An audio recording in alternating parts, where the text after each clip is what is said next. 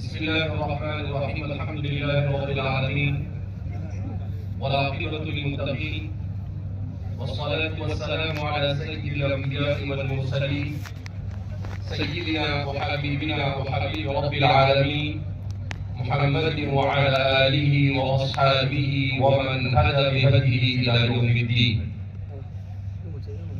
قال الله تبارك وتعالى في كتابه المجيد والفرقان الحميد: فأعوذ بالله من الشيطان الرجيم. بسم الله الرحمن الرحيم. اقرأ باسم ربك الذي خلق خلق الإنسان من علق اقرأ وربك الأكرم الذي علم بالقلم علم الإنسان ما لم يعلم.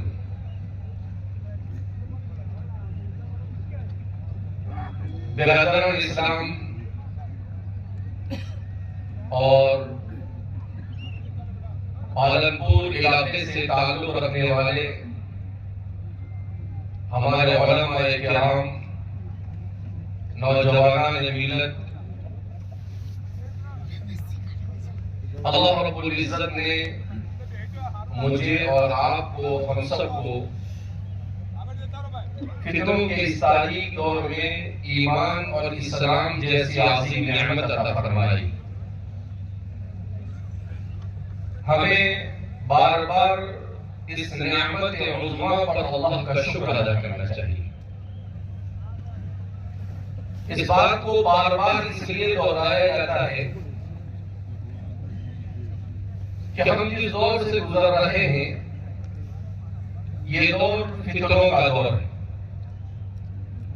اور ہر جگہ پر مادیت کا دورہ ہے. دنیا میں انسان چاہے مسلمان ہو، چاہے کسی بھی مذہب سے تعلق رکھتا ہو، اس کی زندگی کا ایک ہی مقصد رہ گیا ہے، اور وہ یہ ہے کہ وہ کیسے پیسہ کمائے، کیسے جیب بھرے اور کیسے پیٹ بھرے. حضرت مولانا یوسف صاحب بینوری نور اللہ مرتضہ کا ایک مضمون ایک زمانے پہلے میں نے پڑھا تھا. اس میں حضرت نے ٹائٹل دیا تھا فتنہ جیب فتنہ پیٹ. اور پھر اللہ کے رسول صلی اللہ علیہ وسلم کی ایک حدیث سمجھائی جس میں نبی کریم صلی اللہ علیہ وسلم نے ہمارے اس زمانے کی منظر کشی کی. آپ صلی اللہ علیہ وسلم نے ارشاد فرمایا کہ میری امت پر ایک زمانہ ایسا آئے گا کہ اس زمانے میں میری امت کی اکثریت یہ دنیا کے پیچھے دوڑ لگائے گی. وہ دنیا کو حاصل کرنے کے لیے نہ حلال دیکھے گی نہ حرام دیکھے گی، اور حلال اور حرام کی تمیز کے بغیر دنیا کمانے کے اندر میں منغمک ہوگی. دوسرا نبی کریم صلی اللہ علیہ وسلم نے ایک اور موقع پر ارشاد فرمایا کہ اس امت پر قیامت سے پہلے ایک دور ایسا آئے گا کہ لوگوں کو صرف کھانے کی پڑی ہوگی. لوگ صرف کھانے کی فکر کر رہے ہوں گے کہ کہاں اچھا کھانا ملتا ہے، اور اچھا کھانا کھانے کے لیے بھیڑ لگے گی. جب ہم نبی کریم صلی اللہ علیہ وسلم کے فرامین کو سنتے ہیں اور ہمارے معاشرے پر نظر کرتے ہیں تو واقعتاً ہمیں ایسا محسوس ہوتا ہے جیسے رسول اللہ صلی اللہ علیہ وسلم نے اپنے آنکھوں سے اس منظر کو دیکھا ہو اور آپ نے بیان کیا. ابھی 2 سال پہلے میں دلی گئے تو دہلی میں جامع مسجد جمعہ کا دن تھا، تو ہم نے کہا کہ بھئی دہلی آئے ہیں تو جامع مسجد میں نماز پڑھ لیتے ہیں. تو جامع مسجد میں نماز کے لیے گئے. جب نماز پڑھ کر باہر آئے تو 15-20 سال پہلے کا دہلی مجھے یاد آیا. تو میں نے کہا کہ دہلی میں مسجد کے قریب جامع مسجد کا جو اردو بازار ہے وہاں پر کتابوں کی دکانیں، تو دیکھیں گے کوئی اچھی کتابیں آئیں گی تو کتابیں خرید لیں گے. لیکن مجھے تعجب ہوا جب میں جامع مسجد کی سیڑھیوں سے اترا اور اتر کر کتابوں کی دکان تلاش کرنے لگا تو مجھے ڈھونڈنے سے بھی کتاب کی دکان نہیں ملی. بلکہ کتاب کی جگہ پر کباب کی دکان ہے۔ میں نے کہا کہ یہ تو کتاب کباب میں بدل گیا ہے، اور ہر جگہ پر لکھا ہے کہ بھائی تازہ کباب ملے گا، لذیذ کباب ملے گا۔ تو میں نے کہا یہ امت تو کہاں سے کہاں چلی گئی؟ کہاں کسی زمانے میں پوری لائن کتابوں کی ہوا کرتی تھی، پوری لائن میں جب میں نے چکر لگایا تو ایک بیچاری ٹوٹی پھوٹی پرانی دکان نظر آئی، اور ساری کی ساری ہوٹلیں ہوں گی۔ یہ صرف پچھلے 15 سال کی تبدیلی ہے۔ تو اس لیے انسان کو یہ سوچنا چاہیے کہ وہ جس دنیا میں رہ رہا ہے، اس دنیا میں کیا وہ صرف کھانے کے لیے آیا ہے؟ کیا وہ اس دنیا میں صرف اس لیے آیا ہے کہ وہ اپنے بدن کو راحت پہنچا دے؟ کیا وہ اس دنیا میں صرف اس لیے آیا ہے کہ اپنی من کی مرضی کے مطابق زندگی گزار دے؟ نہیں، ہرگز نہیں۔ مومن کا تو یہ مقصد ہو ہی نہیں سکتا ہے۔ ابھی سفر کے دوران میں عربی کی کتاب پڑھ رہا تھا، اس کتاب میں مصنف نے کتاب کا عنوان ہی لگایا تھا حل نطقتها حقا، کہ کیا کلمہ شہادت کو آپ نے دل سے پڑھا ہے یا نہیں پڑھا ہے؟ 400 صفحے کی عربی میں کتاب، اس کتاب کو تقریباً احمد آباد سے نکلے تو میں سفر کے دوران پڑھتا رہا، تقریباً آدھی کتاب میں نے پڑھی۔ تو اس کتاب میں ہمارے حالات کی منظر کشی کی گئی۔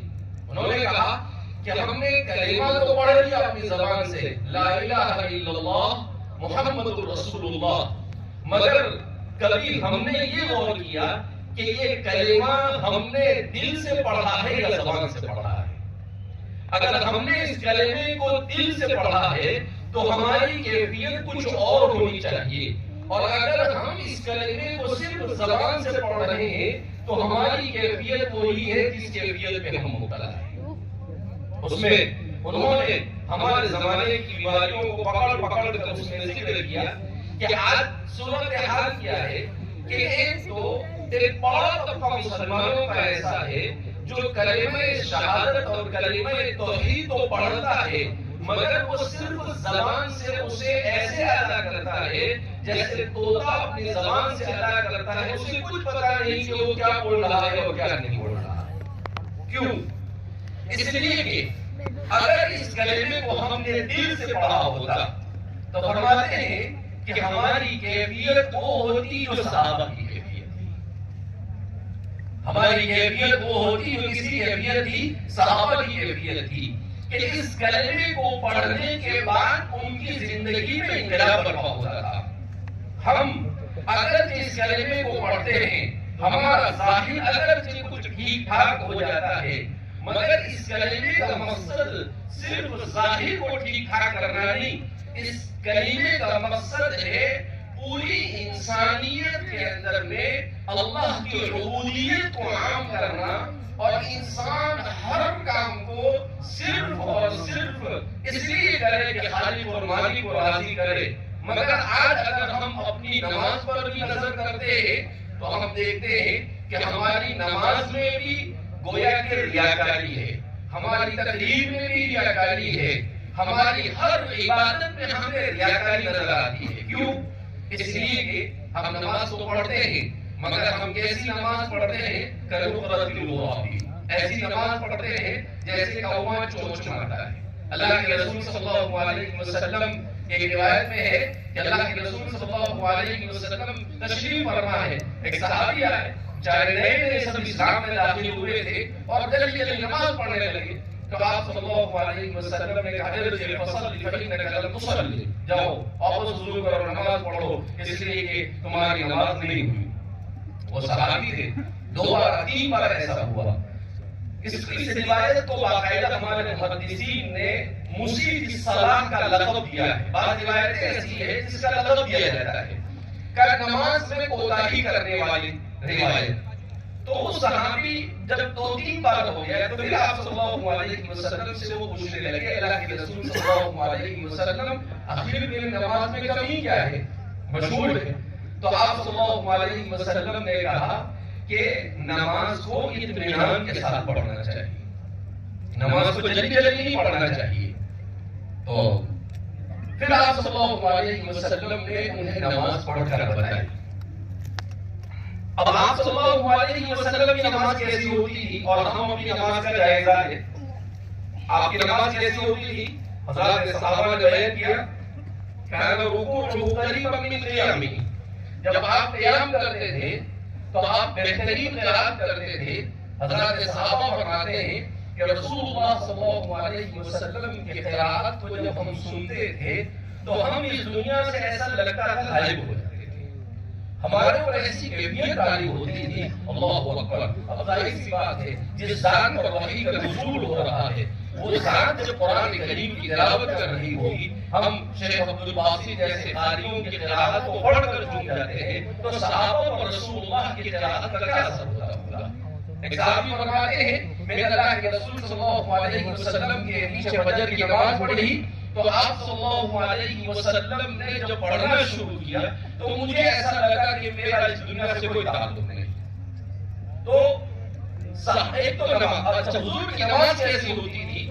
آپ صلی اللہ علیہ وسلم کی نماز کو بیان کیا کان رکوعہ قریبا من قیامہ. جتنی دیر آپ قیام کرتے تھے سورہ فاتحہ پڑھتے تھے اور ضم سورت کرتے تھے اتنا ہی تقریباً آپ کا رکوع ہوتا تھا. اور ہمارا رکوع کیسا ہوتا ہے؟ سبحان اللہ سبحان اللہ سبحان اللہ. یعنی شاید 1 سیکنڈ 2 سیکنڈ کے اندر تو ہمارا رکوع ختم ہو جاتا ہے. شاید موسیقی کی صلاح اگر اللہ کے رسول صلی اللہ علیہ وسلم ہماری نماز کو دیکھ لے تو یہ نماز ہی نہیں. اسی لیے سیدنا حضرت ابو ہریرہ رضی اللہ تعالیٰ عنہ کی ایک روایت ہے کہ بعض لوگ نماز پڑھیں گے 60 70 سال تک نماز پڑھیں گے مگر جب اللہ کے سامنے حاضر ہوں گے تو ان کی ساری نمازوں کو ان کے منہ پر دے مارا جائے گا. لا تقبل منها واحدہ. 70 سال میں ایک نماز بھی اللہ کی قبول نہیں. کیا وجہ؟ حضرت ابو ہریرہ فرماتے ہیں ہم نے پوچھا اللہ کے رسول صلی اللہ علیہ وسلم اس کی وجہ کیا؟ کہا لا یتم رکوعها ولا سجودها. نہ تو رکوع سیدھا کیا ہوگا نہ سجدہ سیدھا کیا ہوگا. میں ایک مرتبہ رمضان مبارک کے مہینے میں ایک صاحب نے فون کیا کہا کہ مولانا یہ تراویح اتنا فاسٹ پڑھتے ہیں کہ نماز ہو جاتی ہے لوگوں کی. میں نے کہا کیا ہوا آپ کے ساتھ قصہ؟ تو صاحب فون کر کے کہنے لگے کہ یہاں پر ہمارے شہر میں ایک جگہ پر تراویح ہوتی ہے تو اس تراویح میں یہ ہوتا ہے کہ 10 منٹ میں امام صاحب 20 رکعات پڑھا کے مصلیوں کو مسجد کے باہر پھینک دیتے. تعجب ہوا کہ 10 منٹ میں 20 رکعات پڑھا کر مسجد کے باہر پھینک دینا کیا مطلب ہوتا ہے اس کا؟ کہا کہ مولانا صاحب اسی کو کتنی نماز ہوتی ہے. میں نے کہا اچھا. میں نے کہا ایسا تو نہیں ہو سکتا ہے 10 منٹ میں 20 رکعات تو ہے معقول ہے سمجھ میں نہیں آتی ہے. اچھا وہ آدمی بڑا ہوشیار نکلا. اس نے کہا کہ مولانا ایک کام کرتا ہوں میں کل آپ کو تراویح ریکارڈ کر کے بھیجتا ہوں. اس نے کیا کیا دوسرے دن تراویح ریکارڈ کروایا کسی کے پاس اور مجھے بھیجا. تو واقعیتاً 10 منٹ تو زیادہ کہا اس نے 9 ساڑھے 9 منٹ میں 20 رکعت پوری. اچھا قرآن کیسے پڑھ رہے تھے پڑھنے والے؟ صرف الحمد سمجھ میں آتا تھا اور ظالم سمجھ الحمد تو والی ختم بات. تبھی اس نے کہا کہ مولانا نماز کا کیا حکم ہے؟ میں نے کہا کہ یہ جیسی نماز پڑھا ہے یہ نماز تو ہوگی. نماز ہوئی نہیں. تو پھر وہ مجھے کیا کہنے لگے کہ مولانا صاحب 25 سال سے لوگ ایسی طرح بھی پڑھ رہے ہیں اور آپ کو تعجب ہوا کہ پورے شہر میں سب سے زیادہ مصلی اسی مسجد میں ہوتے ہیں. میں نے کہا 25 سال میں ایک کی بھی نماز نہیں. تو اس کا مطلب کیا ہے؟ ہم اپنے سر سے صرف بوجھ اتارنا چاہتے ہیں. ہمیں اللہ سے محبت نہیں ہے. ہم محبت سے عبادت نہیں کر رہے ہیں. ہم محبت سے نماز نہیں پڑھ رہے ہیں. ہم محبت سے اطاعت نہیں کر رہے ہیں. تو یہ بڑا افسوس کا مقام ہے کہ ہم کہاں کھڑے ہیں. ہم ایک اللہ کو مانتے ہیں مگر صرف زبان سے مانتے ہیں. حقیقت میں اللہ رب العزت کے ساتھ جو تعلق ہونا چاہیے وہ تعلق نماز پڑھنے کے باوجود بھی ہمارا قائم نہیں ہو سکا ہے. لہذا اس بنا پر نبی کریم صلی اللہ علیہ وسلم جو معاشرہ چھوڑ کر گئے حضور نے صحابہ کی جو تربیت کی اور تربیت کر جو جماعت آپ نے چھوڑی کہ اخیر میں آپ نے کہا کہ میرے صحابہ کون ہیں؟ خیر القرون قرنی. کہ میرے صحابہ جیسے دنیا میں تمہیں کوئی نہیں ملے گی. خیر القرون کہا اللہ کے رسول صلی اللہ علیہ وسلم نے. کیا مطلب انبیاء کے بعد روئے زمین پر 1,24,000 انسانوں کا ایک ساتھ اتنا بہترین معاشرہ نہ روئے زمین پر آپ صحابہ سے پہلے کبھی آیا اور نہ صحابہ کے بعد قیامت تک کبھی آیا. ایسا تھا اللہ اکبر، ایسا معاشرہ تھا کہ اس معاشرے کی خصوصیت کیا بیان کرتے ہیں؟ سیدنا حضرت عبداللہ ابن مسعود فرماتے ہیں صحابہ کون تھے؟ کابرهم قلوبا، صحابہ کی سب سے پہلی صفت دل کے بالکل صاف ستھرے، ان کے دل میں نہ کینہ نہ کپٹ کچھ نہیں، صاف ستھرے دل کے مالک تھے. آج ہم اپنے معاشرے کا جائزہ لیں، بھائی کے دل حسد لے کر بیٹھا ہوا ہے، باپ کی بیٹے سے نہیں بنتی ہے، چچا کی بھتیجے سے نہیں بنتی ہے، ماموں بھانجے کی نہیں بنتی ہے، اور اڑوس پڑوس کے ساتھ کوئی تعلق نہیں. ایک طرح کی تجارت کرتے ہیں تو ہم ایک دوسرے کی ٹانگ کھینچ کر ایک دوسرے کو نقصان پہنچانے کی کوشش کرتے ہیں. جہاں دیکھو ہم لوگ ہمارے دل حسد کینہ اور کپٹ سے بھرے ہوئے ہیں تو ظاہر سی بات ہے کہ پھر ہمارے معاشرے کے اندر میں محبت کہاں سے آئے؟ کابرهم قلوبا، صحابہ کے دل بالکل صاف تھے. وَعَمَقُهُ عِلْمًا، علم کے گہرے پوری شریعت سے بہت اچھی طرح واقف تھے. اور اخیر میں کہا وَأَقَلُّهُمْ تَكَلُّفًا، اور ان کی زندگیوں میں تکلف نہیں. ہم تکلفات بہت کرتے ہیں مگر جب عملی میدان میں آتے ہیں تو کوئی نہیں، کچھ نہیں، زیرو ہوتا ہے. تو اس لیے اللہ کے رسول صلی اللہ علیہ وسلم نے جس معاشرے کو تشکیل دیا وہ معاشرہ ظاہری اعتبار سے بھی بہت صاف ستھرا تھا. حضور نے انہیں سکھایا کہ کیا ہے ایمان اور اسلام، کیا ہے النظافۃ شطر الایمان، پاکی آدھا ایمان ہے. اور آج دیکھو ہمارے معاشرے میں، ہمارے گھروں میں جیسی ہونی چاہیے صفائی نہیں، ہمارے محلوں کے اندر میں صفائی نہیں، ہمارے جہاں پر ہم رہتے ہیں وہیں پر سب سے زیادہ گندگی ہوتی ہے. حضور نے فرمایا کہ ظاہری طور پر بھی باطنی طور پر بھی دلوں کو صاف رکھنا اللہ کے رسول صلی اللہ علیہ وسلم نے سکھایا. حضور نے کون سی تجارت سکھائی؟ جس میں دھوکہ نہ ہو، جس میں کسی کے ساتھ ذرہ برابر بھی خیانت نہ کی جائے، جس کے اندر میں کانٹی نہ ماری جائے، جس کے اندر میں اللہ اکبر. اللہ کے رسول صلی اللہ علیہ وسلم ایک مرتبہ مدینہ منورہ کی بازار میں آئے تو ایک آدمی کو دیکھا کہ وہ ڈھیر لگا کر بیچ رہا ہے. اللہ کے رسول صلی اللہ علیہ وسلم وحی کے ذریعے سے چیزیں بتا دی جاتی ہیں. آپ صلی اللہ علیہ وسلم نے اپنا ہاتھ اس میں ڈالا، اس چاول گیہوں یا جو بھی غلہ بیچ رہا تھا اس میں، تو دیکھا کہ اوپر اچھا مال تھا اور باہر اچھا مال نہیں، اندر میں اچھا مال نہیں تھا. تو اللہ کے رسول صلی اللہ علیہ وسلم نے کہا من غشنا فلیس منا، جو دھوکہ دے گا وہ ہم میں سے. اللہ کے رسول صلی اللہ علیہ وسلم ایسے ہی معاشرے کو تشکیل دینے کے لیے اس دنیا کے اندر میں بھیجے گئے. اسی لیے نبی کریم صلی اللہ علیہ وسلم کی سب سے پہلی صفت کیا بیان کی جاتی ہے؟ وَمَا أَرْسَلْنَاكَ إِلَّا رَحْمَةً لِلْعَالَمِينَ. آپ صرف مسلمانوں کے لیے رحمت نہیں تھے، آپ پوری رہتی دنیا تک کے آنے والے انسانوں کے لیے رحمت تھے. ابھی کچھ دنوں پہلے ایک مضمون میں پڑھ رہا تھا، اس مضمون کے اندر میں لکھا کہ برٹش کے کنگ فیملی سے تعلق رکھنے والے 40 کے بارے میں کہ اس نے ایک تقریر کے اندر میں کہا یورپ کے اندر میں جہاں پر پورے یورپ کے مائلین اور وہاں کے پورے یورپ کے سارے لوگ جس کو فرسٹ ورلڈ کہا جاتا ہے، یعنی دنیا میں فرسٹ کیٹیگری کے لوگ جو اپنے آپ کو کہتے ہیں وہ سارے جمع تھے. ان کے سامنے اس نے کہا کہ دیکھو اے یورپ کے لوگوں اور اے امریکہ سے تعلق رکھنے والوں، یہ اس کے الفاظ میں بیان کر رہا. ایک بات کان کھول کر سن لو، 21ویں صدی نے اس بات کو ثابت کر دیا ہے کہ ہمارا سسٹم یہ فیل. کیا کہا اس نے؟ 21ویں صدی نے اس بات کو ثابت کر دیا ہے کہ ہمارا سسٹم فیل ہے. پولیٹیکل لائن سے بھی ہم نے دنیا کو جو ڈیموکریسی دی وہ فیل ہے. کیوں؟ کہ ہماری ڈیموکریسی کے اندر میں انصاف جیسا ہونا چاہیے ویسا نہیں. ہم اپنی مرضی سے انصاف کا ڈیفینیشن کرتے ہیں، جسے چاہے انصاف دیتے ہیں اور جسے چاہے ہم انصاف نہیں دیتے ہیں. اور ہم کسی پر ظلم بھی کریں تو ہم اس پر انصاف کا لیبل لگا دیتے ہیں. تو کہا کہ ہم نے دنیا کے اندر میں کیپٹلزم کو متعارف کیا. دنیا میں اکانومی کے اندر میں کہ کیپٹلزم یہ سب سے اچھی چیز ہے، لیکن اس دنیا کے کرائسس میں کہ پچھلے 25 سالوں کے اندر میں اتنی مرتبہ دنیا کے اندر میں کرائسس اور مالی بحران آیا ہے، اس نے اس بات کو ثابت کر دیا کہ ہمارا اکنامیکل سسٹم یہ بھی فیل ہے۔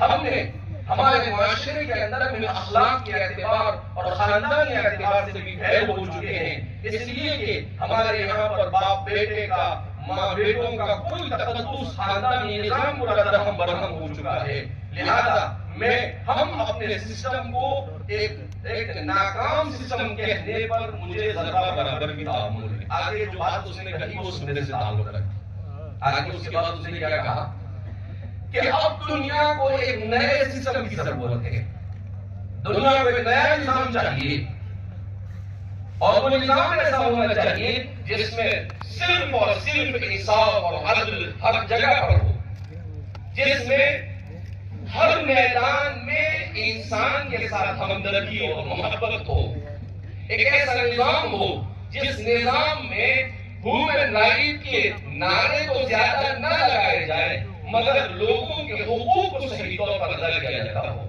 اور پھر وہ کہتا ہے کہ وہ نظام جب میں نے ریسرچ کیا، وہ پڑھنے لکھنے والے ایکڈیمکل آدمی ہے، جب میں نے اسے پڑھا تو وہ صرف اسلام کے علاوہ اور کہیں پر نہیں مل سکتا ہے، وَشَهِدَ شَاهِدٌ مِّنْ أَهْلِهَا۔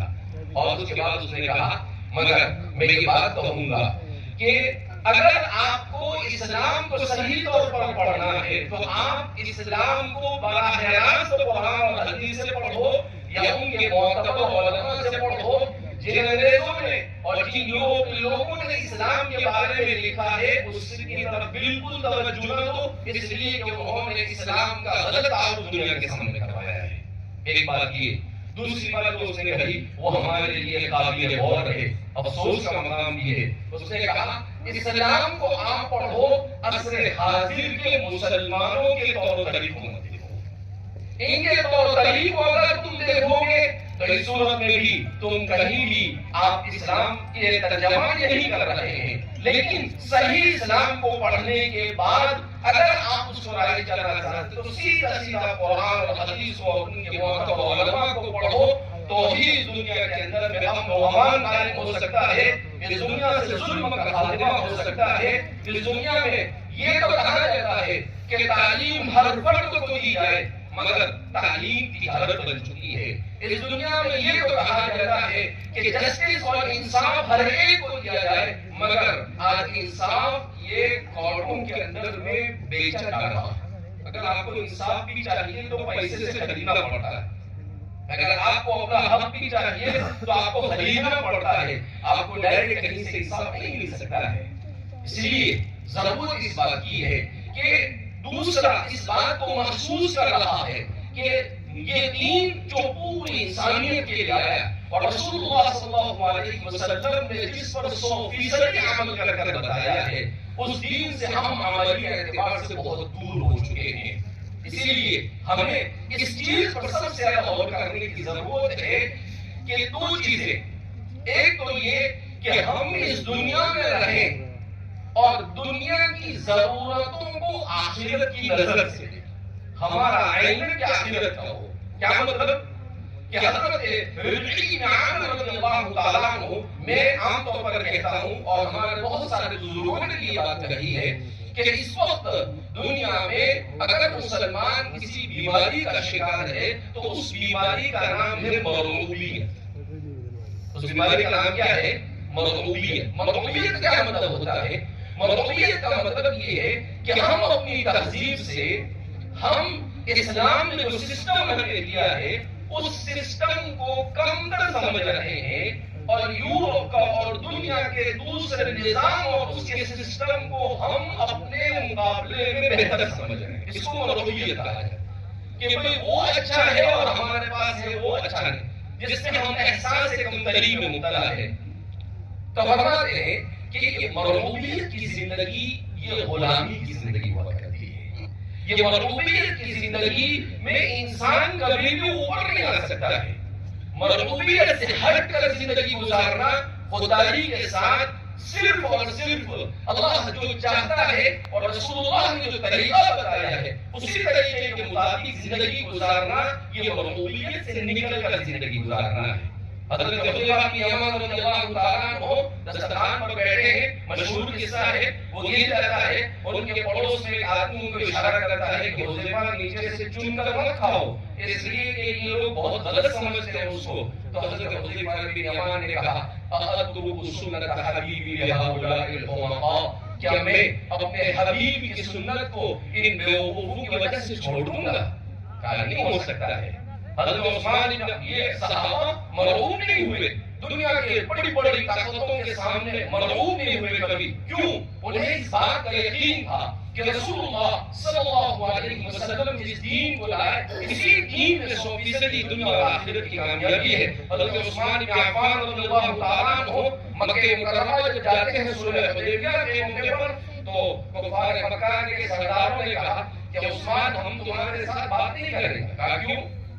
کہا یہ تمہارا پائجامہ جو اوپر ہے اس کو نیچے کرو، اس لیے کہ کفار مکہ یہ پائجامے کو ٹخنوں سے نیچے پہنتے تھے تکبر کے طور پر۔ تو کہا کہ یہ آپ نے اوپر پہن رکھا ہے، اس کو آپ نے ٹخنوں سے اوپر پہن رکھا ہے، ہم آپ کے ساتھ بات نہیں کریں۔ حضرت عثمان بن عفان رضی اللہ تعالیٰ عنہ نے منہ پر کہہ دیا کہ تم چاہے تو بات کرو یا بات نہ کرو، مجھے کوئی لینا دینا نہیں، مگر میں اپنے رسول کی سنت کو کبھی نہیں چھوڑ سکتا۔ اور پھر اس کے بعد ایک افواہ پھیلی کہ حضرت عثمان کو کفار نے شہید کر دیا، تو اللہ کے رسول صلی اللہ علیہ وسلم نے باقاعدہ بیعت کی، قرآن کریم نے اس کو بیان کیا کہ یبایعونک تحت الشجرۃ، بیعت رضوان جس کو کہا جاتا ہے، لقد رضی اللہ عن المؤمنین یبایعونک تحت الشجرۃ، وہ مرعوبیت سے نکل کر زندگی گزاری انہوں نے۔ حضرت ربیعہ بن عامر رضی اللہ تعالیٰ عنہ یہ جب رستم کے سامنے جاتے ہیں، اس وقت دنیا کا سپر پاور یہ فارس مانا جاتا تھا، اس جنرل کے سامنے آپ کو بھیجا جاتا ہے، تو آپ جب وہ جانے لگتے ہیں تو حضرت ربیعہ بن عامر رضی اللہ تعالیٰ عنہ جب اس کے دربار میں داخل ہوتے ہیں تو رستم یہ سمجھا کہ دنیا کی ہماری تہذیب سے، ہماری دولت سے، ہمارے سونے اور چاندی اور ہمارے مخمل سے متاثر ہوگا، میں اپنے مضمون کی طرف آخری میں جا رہا ہوں۔ تو آپ نے کیا سوچا کہ یہ ہماری ساری چیزوں سے کیا ہو جائے گا، متاثر ہو جائے گا، اس کے لیے اس نے بہترین مخمل کے غالیچے لگوائے اور سونے کے کڑے جگہ جگہ پر اس نے لگوا دیے، اور حضرت ربیعہ بن عامر کو مرعوب کرنے کی کوشش کی۔ مگر قربان جائیے، وہ دیہاتی صحابی ہے، قبیلے بنو تمیم سے آپ کا تعلق ہے، وہ جب جاتے ہیں تو کیا کرتے ہیں، گھوڑا لے کر اس کے دربار میں داخل ہونے کی کوشش کرتے ہیں۔ حالانکہ ایسا نہیں کہ وہ نہیں وہ سب سمجھتے تھے، مگر انہوں نے جان بوجھ کر ایک طرح سے ایکٹنگ کی، اور دیکھ آپ نے کہا تو جب انہیں روکا، کہا کہ گھوڑا یہاں اتارو، اتنا عالی شان بچھایا ہوا ہے، تو وہ انہیں بتانا چاہتے تھے کہ تمہارے عالی شان والی شان سے ہمیں کوئی فرق پڑتا ہے نہیں، ہم اس سے متاثر نہیں ہوتے ہیں۔ انہوں نے کہا کہ اچھا گھوڑا لے جائے اندر، ٹھیک ہے باندھ۔ اب جب باندھنے کے لیے کیا کیا، وہ جو انہوں نے ڈیزائن کے طور پر سونے کے کڑے لگا رکھے تو اپنا گھوڑا اسی کے ساتھ جا کر باندھ دیا۔ پھر اس کے بعد اندر جانے لگے، جب اندر جانے لگے تو انہوں نے ان کو روکا، کہا کیا کہ آپ کے پاس جو تلوار ہے اور آپ کے پاس جو خنجر ہے جس کو جمع کر رکھا جاؤ۔ آپ نے کہا کہ میں نہیں آیا ہوں، مجھے بلایا گیا ہے، میں تو سب ساتھ میں لے کر جاؤں، میں واپس جاتا ہوں، مجھے کوئی ضرورت نہیں ہے۔ تو رستم کو جا کر کہا گیا کہ بھئی یہ بھائی ایسا بولتے ہیں، کہا کہ ٹھیک ہے ہم نے تو بڑا بات صحیح کیا ہے، اس کو ہم نے بلایا ہے۔ اب جب وہ اندر گئے تو آپ نے اپنی تلوار نکالی اور جان بوجھ کر وہ جو بہت عالی شان قسم کا گدا اس نے بچھایا تھا مخمل کا، اس کو اپنی تلوار سے پھاڑتے ہوئے وہاں گئے، اور وہاں پہنچنے تک 100 میٹر لکھا ہے، ایک عالم مولوی میں لکھا ہے کہ ہم نے جب اس کی تحقیق کی تو پتہ چلا کہ تقریباً وہ 100 میٹر کے فاصلے سے چل کر رہے تھے، تو اس کو اس طریقے سے اس کی ادھیڑ بھونگ نکال دی کہ وہ کہیں کا رہا ہی نہیں چاہتا۔ اب جب قریب پہنچے، دیکھو یہ صحابہ مرعوب نہیں ہوئے، ان کو مرعوب کیا جو اپنے آپ کو سپر پاور سمجھ رہے تھے اس زمانے میں۔ اس کے بعد جب وہاں گئے قریب تو سونے اور چاندی کے مزین کرسی پر بیٹھنے کے لیے کہا کہ ہمارے رسول نے منع کیا ہے، نہ سونے چاندی کے برتنوں میں ہم کھاتے ہیں، نہ ان کی کرسیوں پر ہم بیٹھتے ہیں، یہ کہہ کر آپ نیچے بیٹھا کہ ٹھہریے، پھر آپ بہترین قسم کا مخمل کا غالیچہ منگوایا، اس پر بیٹھنے کے لیے کہا۔ بہرحال آپ جب بیٹھے تو آپ نے بیٹھتے ہی کیا کہ اپنا خنجر نکالا اور زور سے اس کے اندر میں اس کو داخل کر دیا۔ اور پھر یوں کر کر اس پر ہاتھ رکھ کر یوں کر کر اس سے بات کرنے لگی. تو اس نے کہا کہ بھئی تم کیوں آئے ہو؟ بہرحال آدھا رعب تو وہ مرعوب کرنے لگا، وہ خود ہی مرعوب ہو گیا کہ بھئی پتہ نہیں کون سی قسم کا انسان ہے، ذرا برابر بھی اس پر ہماری سارے ظاہری چیزوں کا کوئی اثر نہیں ہوتا ہے. اس کے بعد اس نے کہا کہ اچھا بتاؤ آپ کیوں آئے ہو یہاں پر؟ تو آپ نے کہا کہ ہم آئے نہیں، ہمیں اللہ لے کر آئے. کہا کہ تم کو غلہ چاہیے، کپڑے چاہیے، ہم تمہیں دے دیتے ہیں. کہا ہمیں یہ سب چیزوں کی ضرورت ہے. کہا کیوں آئے ہو؟ عجیب جملہ کہا. مورخین نے لکھا ہے کہ ربیع بن عامر جیسے دیہاتی صحابی اگرچہ اپنے قبیلے کے سردار تھے مگر انہوں نے وہ جملے کہے اور تاریخ قیامت تک کے اس کو اپنے سینے پر رقم کر دیتی ہے. انہوں نے کیا کہا؟ جئنا لنخرج العباد من عبادت العباد الى عبادت الواحد القهار. کہا ہم آئے ہیں تاکہ بندوں کو بندوں کی بندگی سے نکال کر ایک اللہ کی بندگی کی طرف نکالا جائے. ایسا جملہ کہا، تاریخی جملہ کہا جاتا ہے اس کو. صاحب البدایہ والنہایہ امام ابن کثیر بھی جھوم اٹھتے ہیں، کہتے ہیں ایسا جملہ کہا لِنُخْرِجَ الْعِبَادَ مِنْ عِبَادَةِ الْعِبَادِ إِلَىٰ عِبَادَةِ الْوَاحِدِ الْقَهَّارِ. کہا ایک اللہ کی عبادت کی طرف بلانے کے لیے آئے ہیں کہ یہ تو جو بادشاہ بن کر بیٹھا ہے اور دوسرے لوگوں کو اپنا غلام بنایا ہے، کہاں کس سے نکال کر ایک اللہ کی عبدیت کی طرف نکالنے کے لیے آئے ہیں. اس کے بعد دوسرا جملہ اس سے بھاری کہتے ہیں وَمِن، اور دوسرا جملہ کیا کہا کہ اور ہم اس لیے آپ کے پاس آئے ہیں تاکہ لوگوں کو نکالے من جور الادیان الى عدل الاسلام، مذہب کے نام پر جو ظلم ہو رہا ہے اس ظلم اور بربریت سے نکال کر اسلام کے عدل کے سائے میں کھڑا کرنے کے لیے آئے. ہمارے یہاں پر ایک ہی صف میں کھڑا ہو گیا محمود و ایاز، نہ کوئی بندہ رہا نہ کوئی بندہ نواز. کہا ہمارے یہاں کچھ نہیں ہوگا. محمود و ایاز ہم پڑھتے ہیں نا شہر میں، تو وہ کیا ہے؟ وہ ہندوستان کے زمانے کے بادشاہ تھے اور غلام تھے، وہ تھے محمود و ایاز. تو کہا بادشاہ بھی وہی کھڑا اور غلام بھی وہی کھڑا ہو جائے گا، ہمارے یہاں پر اونچ نیچ کچھ نہیں ہوگی. کہا من جور الادیان الى عدل الاسلام. اور آخری جو جملہ کہا اس نے اس زمانے کے اپنے آپ کو اسٹیٹس کے یہ جو لوگ مرتے ہیں ان لوگوں کی ادھیڑ کو نکال کر رکھ لی. آپ نے کہا وَمِن ضِيقِ الدُّنْيَا إِلَى سَعَدِ الدُّنْيَا وَالْآخِرَةِ. کہا ہم اس لیے آئے ہیں تاکہ لوگوں کو صرف دنیا کے بارے میں جو سوچتے ہیں کہ دنیا میں میرا بنگلہ ہو، دنیا کے اندر میں میری گاڑی ہو، دنیا میں میرا اسٹیٹس ہو، دنیا میں میرا نام ہو، صرف یہی سوچتے ہیں. کہا اس سوچ سے نکال کر ایسی سوچ پر نکالنے کے لیے آئے ہیں جس میں دنیا کی کامیابی کے ساتھ ساتھ آخرت کامیابی کو مقدم رکھا جائے. کہا اس فکر کے ساتھ یہ حضرات صحابہ مرعوب نہیں ہوئے، انہوں نے دنیا کو مرعوب کیا. لہذا اللہ رب العزت نے ہمیں جو تہذیب دی ہے وہ دنیا کی سب سے بہترین تہذیب ہے. اس تہذیب نے دنیا میں اپنا لوہا منوایا ہے انصاف کر کر، انسانوں کو حقوق دے کر. ہم آج اس چیز میں پیچھے ہیں، ہم اس چیز میں پیچھے ہیں کہ جہاں ہم اسلام کو جاننے میں پیچھے ہیں، اسلام پر عمل کرنے میں پیچھے ہیں، وہیں پر ہم دنیا کو صحیح معنی میں سائنس ٹیکنالوجی اور دنیا کے سائنس کو صحیح معنی میں انسانیت کے لیے استعمال کرنے میں بھی پیچھے. کیا مطلب اس کا؟ اللہ کے رسول صلی اللہ علیہ وسلم کے زمانے میں بھی اللہ کے رسول صلی اللہ علیہ وسلم نے بھی دنیا کی ضرورتوں کو سامنے رکھ کر فیصلے کیے. حضرت سلمان فارسی نے غزوہ خندق کے موقع پر اللہ کے رسول صلی اللہ علیہ وسلم سے کہا کہ حضور ایسا کیا جائے. وہ خندق کا کھودنا وہ اس زمانے کی ٹیکنالوجی تھی، سپر پاور فارس کی ٹیکنالوجی تھی. اس ٹیکنالوجی کو اختیار کیا اللہ کے رسول صلی اللہ علیہ وسلم نے امت کو بتایا تم جس زمانے میں رہتے ہو اس زمانے کی ٹیکنالوجی کو اسلام کے دائرے میں رہ کر استعمال کرنا یہ امت کے لیے ضروری ہے. اللہ کے رسول صلی اللہ علیہ وسلم نے حضرت زید بن ثابت کو کیا کیا؟ انہوں نے کہا کہ آپ عبرانی زبان سیکھو، اور آپ نے 15 دن میں عبرانی زبان کو سیکھ لیا. بولتے تھے، لکھتے تھے، پڑھتے تھے، ساری چیزیں اس کو کرتے تھے.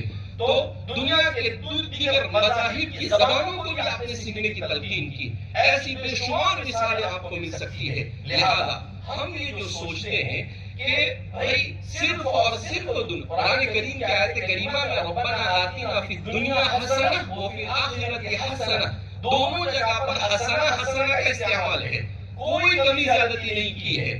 لہذا میں اس کو یوں سمجھانے کی کوشش کرتا ہوں کہ مغرب نے، ویسٹرن نے اور یورپ نے دنیا کو یہ سکھانے کی کوشش کی ہے کہ دین اور دنیا دو الگ الگ چیزیں ہیں، جبکہ اسلام نے دنیا کو یہ سمجھایا ہے کہ دین اور دنیا یہ دونوں ایک ہے.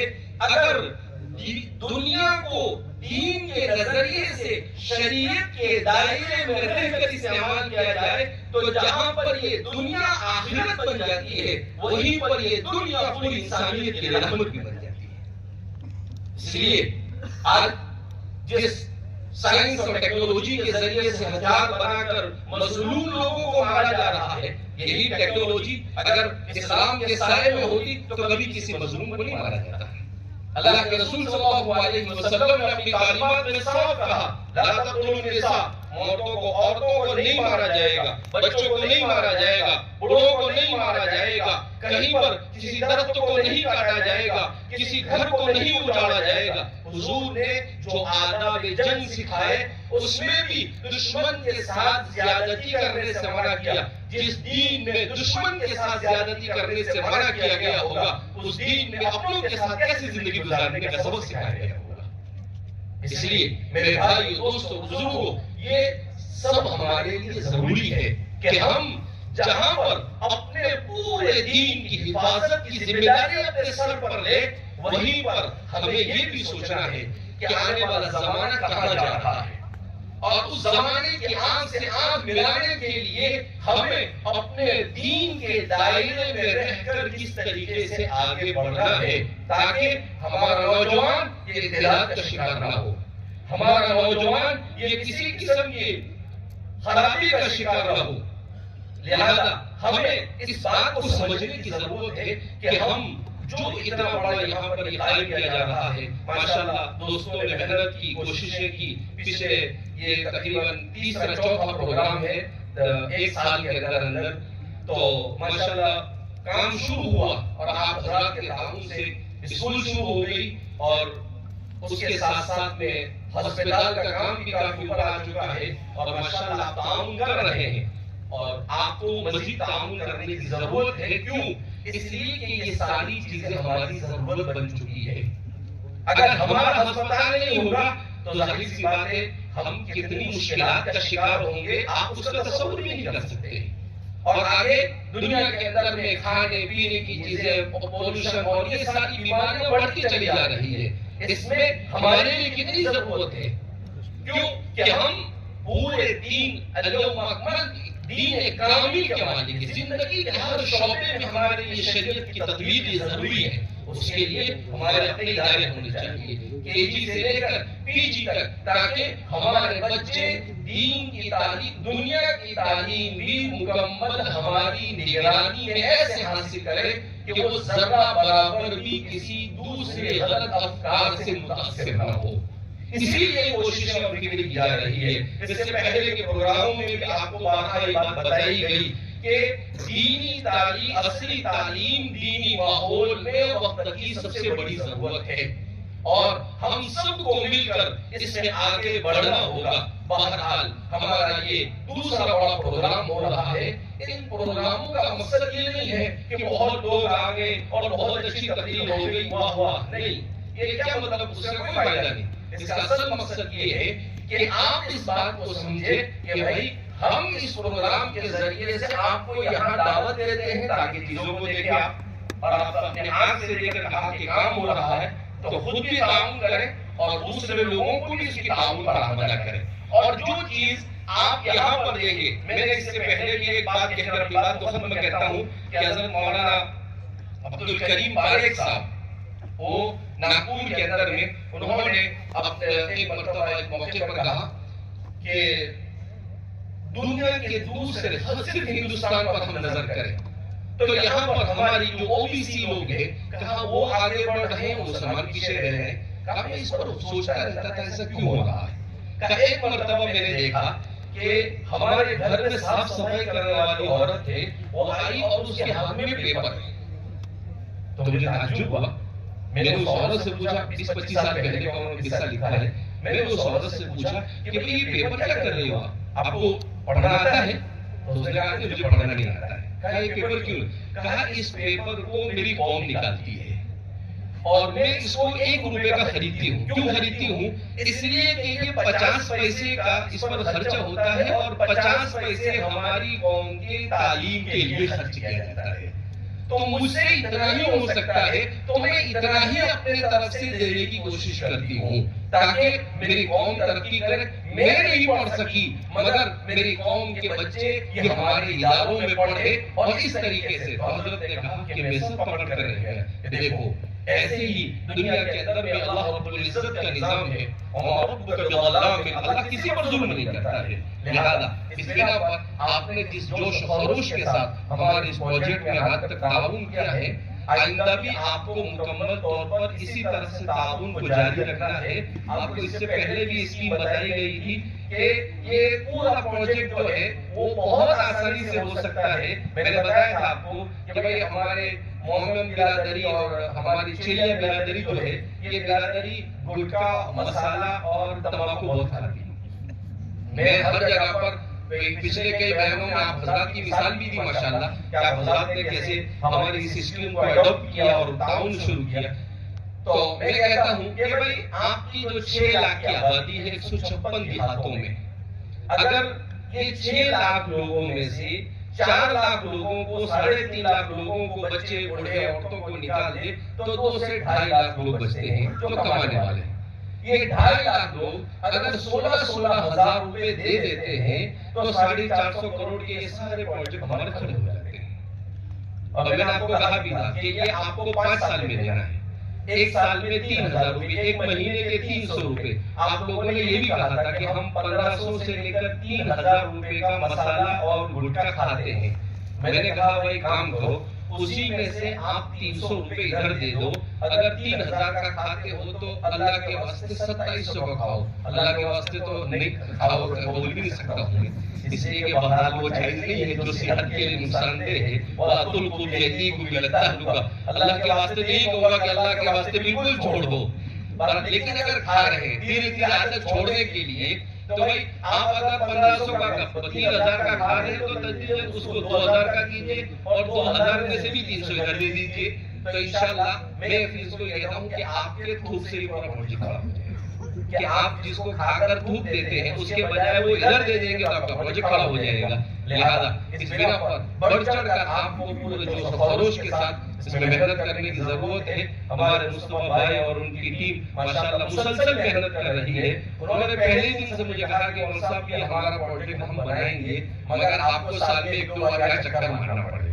میں نے کہا کوئی بات نہیں. ملت اسلامیہ کے لیے اگر کوئی بڑا کام ہو جائے تو اس کے لیے ہماری چھوٹی سی قربانی انگلی کٹا کر شہیدوں میں نام لکھانے میں کوئی حرج نہیں ہے. بہرحال اللہ رب العزت آپ سب کے یہاں پر جمع ہونے کو قبول فرمائے اور اللہ رب العزت ہمیں اپنی ملت کی سربلندی کے لیے لتکون کلمۃ اللہ ہی العلیٰ اس کے لیے اپنا سب کچھ قربان کرنے کی توفیق مرحمت فرمائے. ہر آدمی کو اپنی حیثیت سے زیادہ اس میں حصہ لینا چاہیے اور ذرہ برابر بھی بخل اور کوتاہی نہیں کرنی چاہیے. انشاءاللہ مستقبل میں یہ ہمارے بچوں کی دنیا اور آخرت کی کامیابی کا ضامن ہے. اور اگر آج ہم اس کے لیے نہیں کھڑے ہوئے تو مستقبل میں ہمیں سوائے افسوس کے اور کچھ نہیں کرنا پڑے گا. اللہ رب العزت ہمیں صحیح سمجھ عطا فرمائے, اسلام پر استقامت نصیب فرمائے اور کار خیر کے اندر میں بڑھ چڑھ کر ہمیں حصہ لینے کی توفیق مرحمت فرمائے. جو دوست و احباب ہمارے ان پروگراموں کے لیے محنت کوشش اور جدوجہد کر رہے ہیں اللہ ہم سب کو جزائے خیر عطا فرمائے. مولانا عثمان صاحب کو بھی اللہ جزائے خیر عطا فرمائے کہ آپ کو دعوت دی گئی اور آپ یہاں پر تشریف لائے. اس طریقے سے ہم سب مل کر ہر جگہ پر آپ کی مثال دی جا رہی ہے. لہذا آپ کو کسی بھی صورت میں اس پروجیکٹ کو کھڑا کرنا ہے. میں تو جہاں پر بھی کہیں ایسا کام آتا ہے تو پہلے آپ لوگوں کی مثال دیتا ہوں کہ میں دیکھو وہاں پر جا کر انہوں نے کام شروع کیا. تو انشاءاللہ آپ اگر آئیڈیل بنتے ہیں تو دوسری جگہ پر جو کام ہوگا اس کا ثواب بھی آپ کو من دل علی الخیر کفاعلہ جو خیر کا راستہ بتائے تو اس کو بھی اتنا ہی ثواب ملتا ہے جیسا کہ پہلے کرنے والے نے کیا. اللہ رب العزت ہم سب کو کہنے سننے زیادہ عمل کی توفیق مرحمت فرمائے, اپنی مرضیات پر چلنے کی اور نامرضیات سے بچنے کی توفیق مرحمت فرمائے. وآخر دعوانا الحمدللہ رب العالمین.